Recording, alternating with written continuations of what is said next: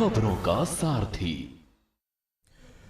नमस्कार, मैं हूं मनोज मानस। हमारे स्पेशल बुलेटिन में आपका स्वागत है और सबसे पहले हम बात करेंगे धुआंधार प्रचार, विरोधियों पर वार।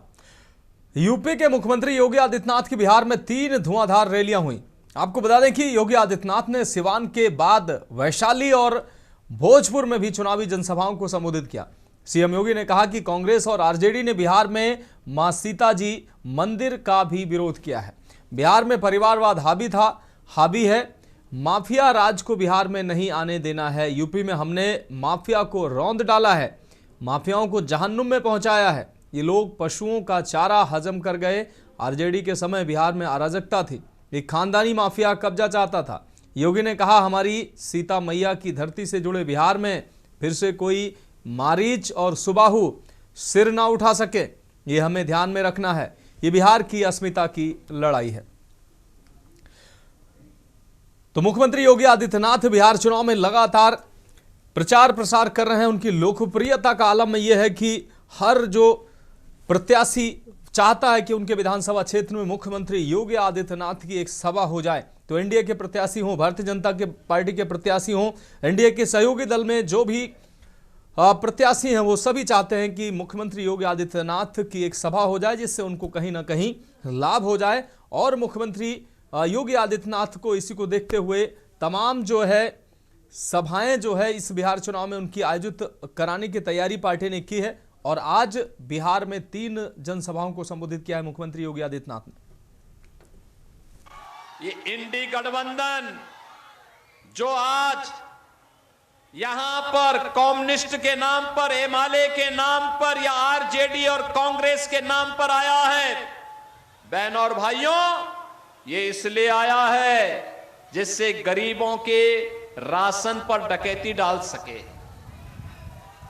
ये इसलिए आया है क्योंकि पुराना अनुभव है, पहले राशन मिलता नहीं, गरीबों को मिलता नहीं था आरजेडी के समय, और गरीबों के राशन को तो खाया ही खाया, इन्होंने तो पशुओं के चारे को भी खा दिया था। ये वही लोग हैं, बात गरीबों की करेंगे और गरीबों के गटई को दबाने का काम भी करेंगे। ये वही लोग हैं जिन्होंने नौकरी नहीं दी, नौकरी के नाम पर आपके पैरों के नीचे की जमीन को भी हड़पने का काम किया था। ये वही लोग हैं जिन्होंने किसानों के जमीनों पर कब्जा करवाया था।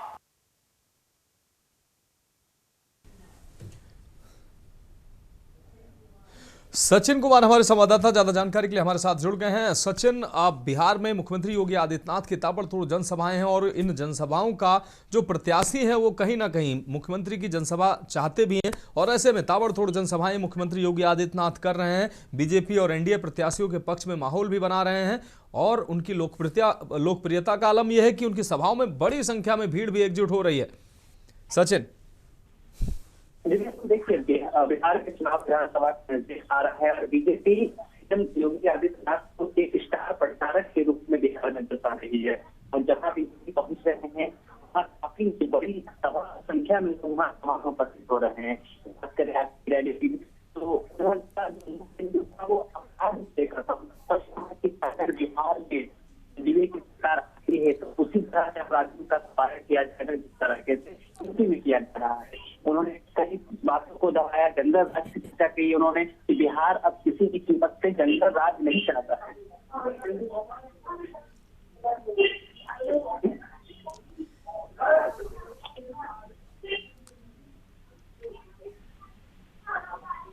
ओवर टू यू मानस।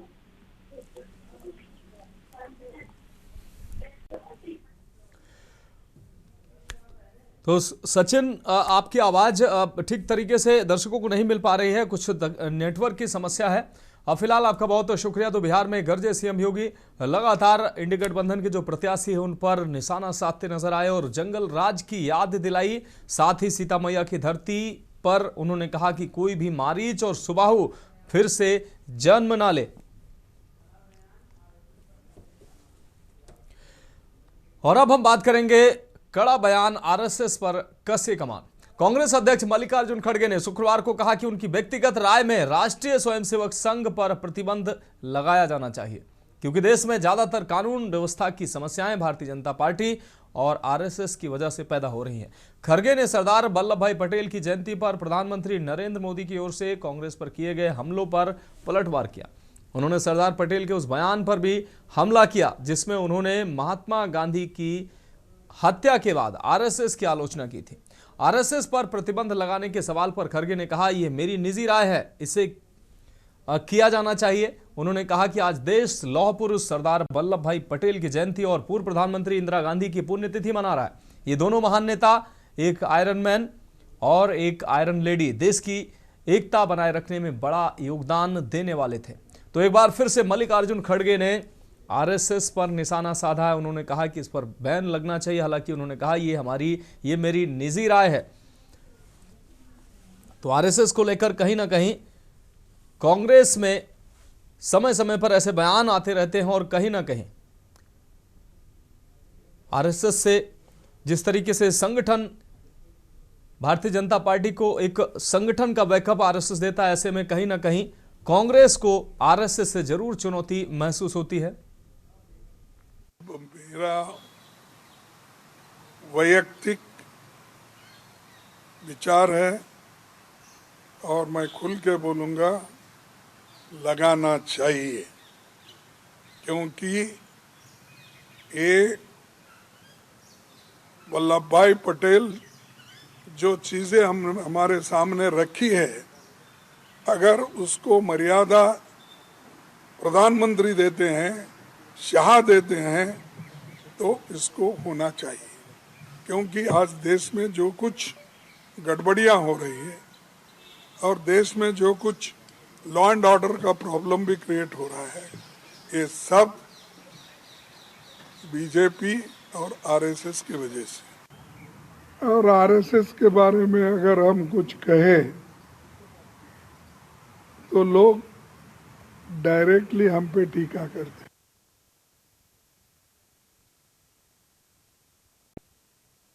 कांग्रेस के राष्ट्रीय अध्यक्ष मल्लिकार्जुन खड़गे, हालांकि उन्होंने कहा कि हमारा निजी बयान है, लेकिन आरएसएस को लेकर कांग्रेस की तरफ से, कांग्रेस पार्टी की तरफ से ऐसे बयान समय समय पर आते रहते हैं।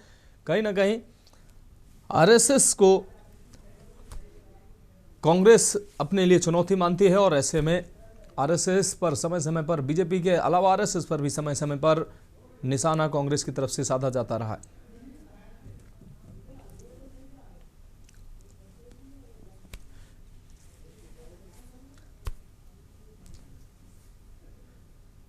तो मल्लिकार्जुन खड़गे ने कहा कि यह हमारी निजी राय है।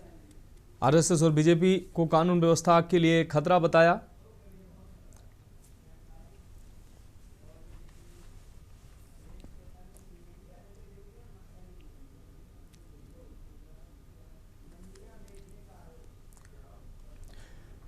और अब हम बात करेंगे अखिलेश के तंज मंडिया बेचने का आरोप। राजधानी लखनऊ स्थित सपा मुख्यालय में शुक्रवार को पूर्व मुख्यमंत्री व सपा अध्यक्ष अखिलेश यादव ने प्रेस वार्ता कर सरकार को घेरा। उन्होंने कहा कि सत्ता में आने पर सरदार पटेल के नाम पर विश्वविद्यालय बनवाएंगे। गन्ना मूल्य पर कहा कि गन्ना मूल्य में 30 रुपए से ज्यादा की वृद्धि होनी चाहिए थी। दाम में कम से कम इतनी बढ़ोतरी करें जिसमें किसान खुशहाल हो। वहीं सपा मुखिया ने तंज कसते हुए कहा कि सरकार ने गन्ना मूल्य और भुगतान करने का विज्ञापन अंग्रेजी अखबार में छापा। बताओ कितने किसान अंग्रेजी में ये जानकारी पढ़ पाएंगे। बहराइच की गन्ना मिल बंद हो गई है। जिम्मेदार किसानों का करोड़ों का रुपए जो है वो लेकर भाग गए हैं। साथ ही कहा कि ये सब सरकार के पोषित लोग हैं। अब सरकार मंडियां बेचना चाहती है। एसआईआर के दूसरे चरण को लेकर अखिलेश ने कहा कि हमारी मांग है कि इतनी बड़ी प्रक्रिया में जाति पर एक अतिरिक्त कॉलम शामिल किया जाना चाहिए। इससे जाति जनगणना कराने, बेहतर नीति निर्माण और कल्याणकारी योजनाओं के क्रियान्वयन में मदद मिलेगी। मुझे उम्मीद है कि सरकार हमारे सुझाव पर विचार करेगी और उसे लागू भी करेगी।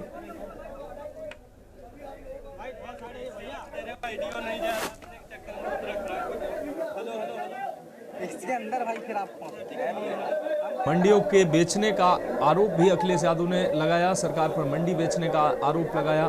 गन्ना मूल्य में जो बढ़ोतरी की है उसके विज्ञापन को लेकर भी तंज कसा। आज पार्टी कार्यालय में हम मिलकर के 150वीं जयंती सरदार पटेल जी की मना रहे हैं।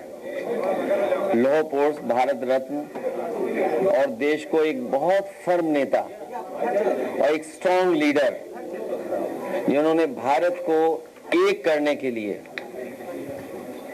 और भारत की रियासतें, भारत को भौगोलिक दृष्टि से बड़ा बनाने के लिए लौह पुरुष ने जो फैसले लिए, आज हम सब लोग ये संकल्प लेते हैं कि उनके बताए हुए रास्ते पे चल करके अपने देश को, प्रदेश को और मजबूत बनाने का काम करेंगे। वहीं आचार्य नरेंद्र देव जी को भी याद हम लोग कर रहे हैं, जो जनक रहे समाजवादी आंदोलन के। वो एक शिक्षक तो थे ही, कई संस्थाओं में उन्होंने सबसे महत्वपूर्ण योगदान दिया। और अश्विनी कुमार हमारे संवाददाता ज्यादा जानकारी के लिए हमारे साथ जुड़ गए हैं। अश्विनी, अखिलेश यादव ने प्रेस वार्ता की, इस दौरान उन्होंने सरकार पर निशाना साधा, उन्होंने मंडियां बेचने का आरोप लगाया, गन्ना मूल्य का विज्ञापन पर भी उन्होंने तंज कसा। क्या कुछ अहम अपडेट इस खबर पर? अखिलेश यादव की महत्वपूर्ण प्रेस कॉन्फ्रेंस दौरान बखूबी घेरने का काम किया, चाहे वो सरदार वल्लभ भाई पटेल का नाम लेकर के घेरने काम किया। उन्होंने कहा कि बीजेपी से निकलेगी आरएसएस, और आरएसएस पर ही जो है सरदार वल्लभ भाई पटेल ने बैन लगाया था। साथ ही साथ उन्होंने जो गन्ना मूल्य में 30 रुपए की वृद्धि की गई, उस पर भी उन्होंने तमाम तंज कसे, कहा कि गन्ना मूल्य में तो वृद्धि की अच्छी बात है, लेकिन दूसरी ओर जो उसके विज्ञापन होते हैं उसके लोक जनता तक पहुंचाने के लिए उसके भी बजट में बढ़ोतरी की गई। इसके अलावा उन्होंने कहा कि खाद, कीटनाशक, डीजल, तमाम चीज जो है वो महंगी हो चुकी है, जिससे किसान परेशान है।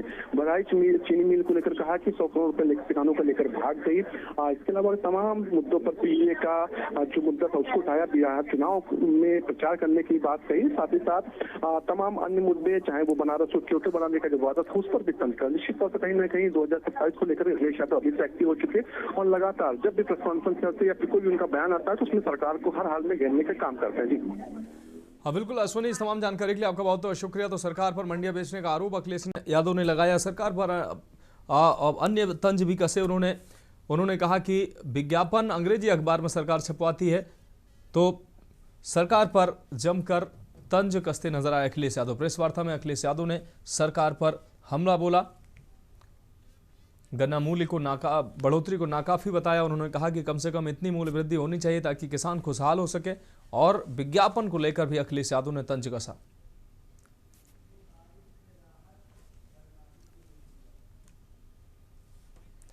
और अब हम बात करेंगे बारिश से राहत, बर्बादी की मुसीबत। कानपुर की हम बात कर रहे हैं, जहां मोथा चक्रवात में हुए बदलाव से लगातार 2 दिन से हो रही भारी बारिश से लोगों को राहत तो मिली है, लेकिन किसानों के लिए मुसीबत लेकर आई है। धान की फसल तो खराब हो रही है, साथ ही गेहूं की बुआई नहीं हो रही है, वो भी लेट हो रही है। अमरूद की फसल खराब हो रही है, किसान बेमौसम हो रही बारिश से परेशान है। पिछले 3 दिनों से कानपुर व आसपास के जिलों में लगातार हो रही बारिश से किसानों की मुसीबत बढ़ गई है, किसानों की मुसीबत का सबब बन गई है बारिश। किसानों का कहना है कि बेमौसम हो रही बारिश की वजह से धान खराब हो रहा है, साथ ही गेहूं की बुवाई लेट हो रही है, इसके साथ ही अमरूद की फसल भी खराब हो रही है, जबकि खेतों में पानी भर गया है।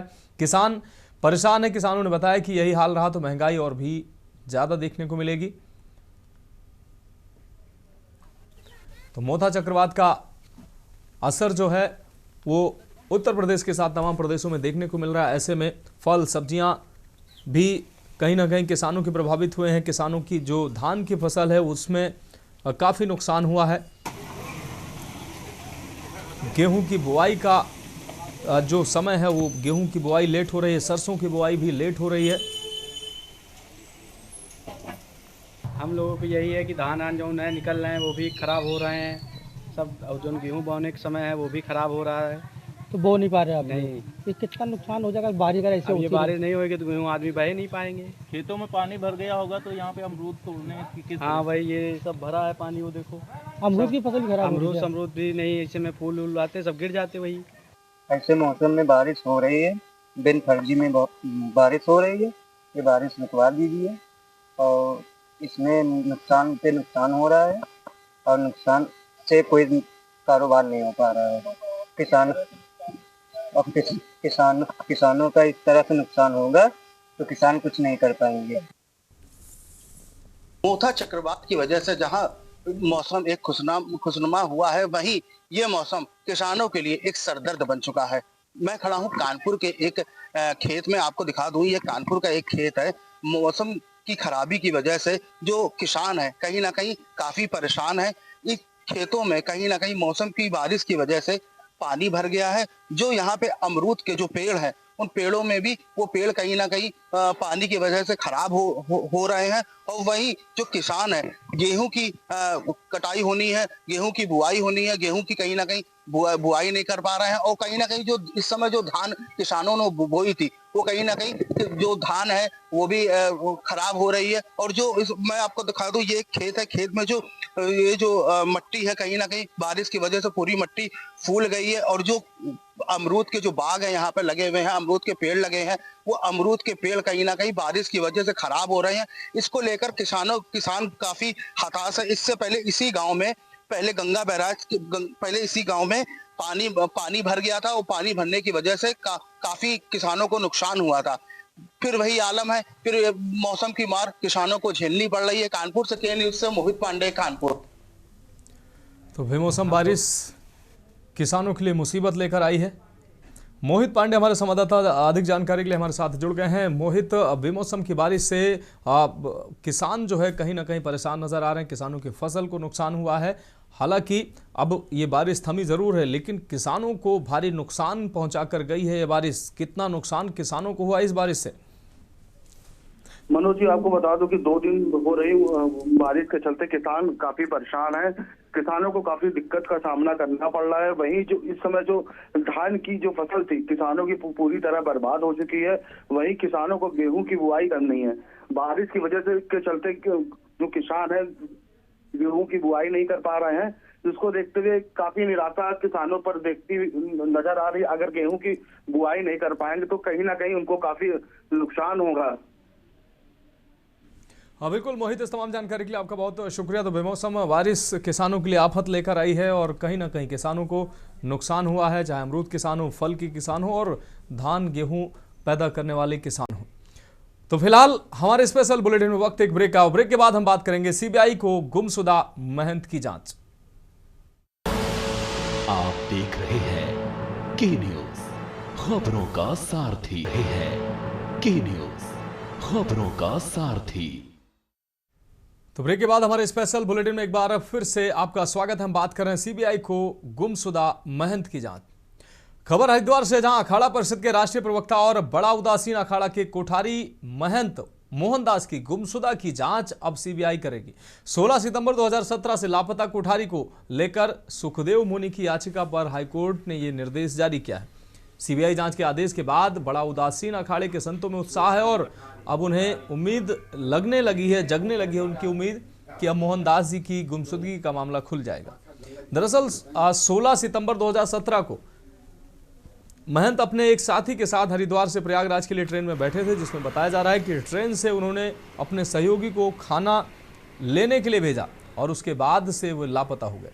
राज्य सरकार की ओर से पहले इसमें एसआईटी फिर सीबीसीआईडी को जांच सौंपी गई, लेकिन कोई नतीजा नहीं निकला। अब अखाड़े के संतों का कहना है कि देश की सर्वश्रेष्ठ जांच एजेंसी को इस मामले की जांच सौंपी गई है, जिससे वो पूरी तरह से उनको आशा है कि जल्द मामला खुलेगा। उन्होंने कहा कि सीबीसीआईडी की तरह ही सीबीआई को भी अखाड़े की ओर से पूरा सहयोग किया जाएगा। श्री पंचायती अखाड़ा बड़ा उदासीन राजघाट कनखल हरिद्वार, इसके पूर्व में हमारे कोठारी रहे मोहनदास जी, जो लगभग 8 साल से लापता हैं, उनकी पहले एसआईटी जांच हुई, उसके बाद में सीबीसीआईडी जांच हुई और जांच में पूर्ण रूप से वो सफल नहीं हुए, किसी विशेष तथ्य तक नहीं पहुंच पाए। या तो उनके मृत्यु की सूचना हो या फिर कोई उनके जीवन की सूचना हो, जीवित हैं तो कहां पर हैं। मनोज कश्यप हमारे संवाददाता अधिक जानकारी के लिए हमारे साथ जुड़ गए हैं। मनोज, गुमशुदा महंत की जांच अब सीबीआई को सौंपी गई है। इससे पहले अन्य एजेंसियों को ये जांच सौंपी गई थी, लेकिन महंत मोहनदास का इन जांच एजेंसियों की जांच में अब तक कुछ खुलासा नहीं हुआ है। अब जब सीबीआई को जांच सौंपी है तो महंतों और संतों में उम्मीद जगी है कि अब ये खुलासा कहीं ना कहीं हो जाएगा। क्या कुछ अहम जानकारी? बिल्कुल, देखिए मनोज, ये मामला 2017 का है, जब यहाँ पे जो महंत थे वो अपने साथी के लिए खाना लेने के लिए निकले थे, लेकिन वो वापस नहीं आए। 2017 से अभी तक 2025 जो है खत्म होने वाले, लेकिन अभी तक भी जो ये महंत थे इनकी कोई जानकारी नहीं मिल पाई। हालांकि जब शुरुआती दौर था तो उसमें इनकी गुमशुदगी दर्ज कराई गई, तो थाने के माध्यम से, पुलिस के माध्यम से तमाम जो सीसीटीवी आसपास के थे उनको चेक किया गया था, लेकिन अभी तक भी इस पूरे मामले का खुलासा नहीं हुआ था। उसके बाद यहाँ पे एक SIT का गठन किया गया था। SIT के गठन के बाद तमाम जो अधिकारियों पदाधिकारी थे वो जहाँ पे इस पूरे मामले की जांच की थी, लेकिन SIT को भी सफलता नहीं हुई थी। इसके बाद जो मामला जो है CBCID को सौंपा गया था, लेकिन CBCID को भी यहाँ पे तमाम जो सफलताएं थी वो नहीं बताई। यानी कि आपको से कहा जा सकता है कि जो महंत थे उनका जो है अभी तक कुछ पता नहीं चल पाया, तो लेकिन यहाँ पे साधु संतों में एक बड़ी चिंता थी। अब यहाँ पे कहीं कहीं साधु संत जो है वो लंबे समय विवाद की मांग चल रही थी कि इस मामले की CID जांच होनी चाहिए। लगातार जो यहाँ के साधु संत थे वो तमाम जो नेता थे उनसे भी जो है मुलाकात किया करते थे, तो इस बात को कहते थे तमाम जो अधिकारी थे कि उस मामले की सीबीआई जांच होनी चाहिए। तो कहीं कहीं मामले की सीबीआई जांच होगी और यहाँ पे साधु संतों ने इस बात की उम्मीद जताई है कि सीबीआई जांच से मामले को जो है खोला जाएगा और ये पता लगाया जाएगा कि जो महंत यदि वो जीवित है तो उनका वो कहाँ पे है, वो कब कहीं तरह के प्रयास से लगाया जाए, ये पता लगाने की कोशिश की जा रही है कि लंबे समय से उनको किसने बंधक तो नहीं बनाया, क्योंकि यहाँ पे ये अखाड़े की कोठारी के पद पे यहाँ पे कई तरह के जो लेन देन होते हैं वो भी कोठारी के हाथ में होते, तो जिसको लेके यहाँ पे साधु संत कई तरह के प्रयास लगाते रहते। तो इस मामले को लेके अब जो है सीबीआई के हाथ में पूरा मामला सौंपा गया। देखने वाली बात यही होगी मनोज की, जिस तरीके से करीब 8 साल बीत जाने के बाद अभी तक इस पूरे मामले का खुलासा नहीं हुआ है, तो जब सीबीआई के हाथ में पूरा केस जाएगा तो अब इससे किस तरीके के जो खुलासे वो सामने आएंगे। हालांकि अभी तक जो तमाम जो टीम थी, चाहे वो पुलिस की टीम थी या फिर SIT जो गठित हुई थी, वो CID थी, तमाम लोगों ने जो है यहाँ पे सैकड़ों CCTV कैमरे भी चेक किए थे, कुछ लोगों के फोन की डिटेल भी निकाली गई। तो यहाँ पे फिजिकली जो घटनास्थल था, यानी कि जहाँ से वो गुमशुदा हो गए थे, वहाँ पे जाके भी टीम ने कई बार जो है पूरा ऑपरेशन यहाँ पे चलाया। बिल्कुल मनोज, इस तमाम जानकारी के लिए आपका बहुत बहुत शुक्रिया। तो 16 सितंबर 2017 से लापता है महंत मोहनदास। अब उनकी लगातार कई वर्षों से जांच एजेंसियां जांच कर रहे हैं। अब सीबीआई को ये जांच सौंपी गई है, जिसके बाद अब संत और महंतों में खुशी है और कह रहे हैं कि कहीं ना कहीं अब इस गुमशुदगी का पर्दाफाश होगा। और अब हम बात करेंगे एयरपोर्ट पर trial run. Noida international airport यानी कि जेवर पर शुक्रवार को पहली कैलिब्रेशन फ्लाइट से सफलतापूर्वक लैंडिंग की गई। इससे पहले गुरुवार को खराब मौसम के कारण उड़ान रद्द कर दी गई थी, लेकिन आज मौसम साफ रहने से ट्रायल सफल रहा। यह कैलिब्रेशन फ्लाइट DGCA की निगरानी में की गई, जिसमें रनवे और नेविगेशन सिस्टम की जांच की गई। फ्लाइट ने ILS, VOR, DME और लाइटिंग सिस्टम की सटीकता का परीक्षण किया है। सफल लैंडिंग के साथ एयरपोर्ट पूर्ण संचालन के एक कदम और करीब पहुंच गया है। आपको बता दें कि मुख्यमंत्री योगी आदित्यनाथ के ड्रीम प्रोजेक्ट का यह महत्वपूर्ण पड़ाव पूरा हुआ है। अब एयरपोर्ट के नवंबर के तीसरे या चौथे सप्ताह में उद्घाटन की संभावना है। प्रधानमंत्री नरेंद्र मोदी और CM योगी आदित्यनाथ उद्घाटन समारोह में शामिल हो सकते हैं।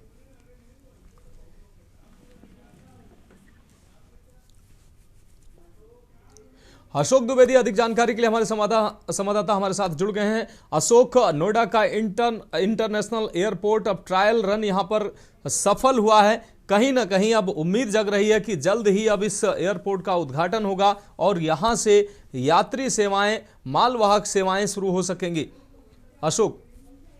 मनोज, बिल्कुल मैं आपको बता दूं, नोएडा इंटरनेशनल एयरपोर्ट का जब से उद्घाटन हुआ है उससे वही मुख्यमंत्री योगी आदित्यनाथ की सीधी निगाह है, क्योंकि ये जो है उत्तर प्रदेश में बनाया जा रहा है, तो मुख्यमंत्री योगी आदित्यनाथ के देखरेख में बनाया गया है।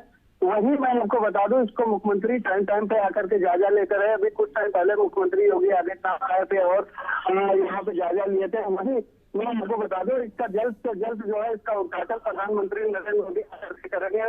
बताया जा रहा है कि नवंबर के तीसरे या चौथे हफ्ते में इसका उद्घाटन हो सकता है। वही मैं आपको बता दूं, जो आज जो है मिनी फ्लाइट से इसका ट्रायल किया गया है, सारे उपकरण परखे गए हैं।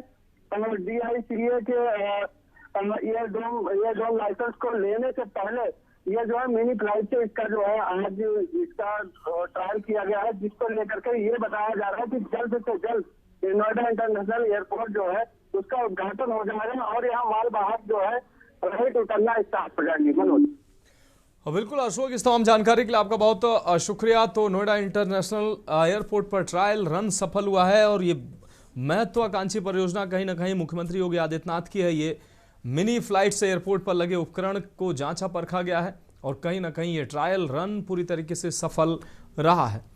तो फिलहाल हमारे स्पेशल बुलेटिन में अभी के लिए मेरे साथ इतना ही। मुझे दीजिए इजाजत और आप देखते रहिए के न्यूज इंडिया। आप देख रहे हैं के न्यूज, खबरों का सारथी।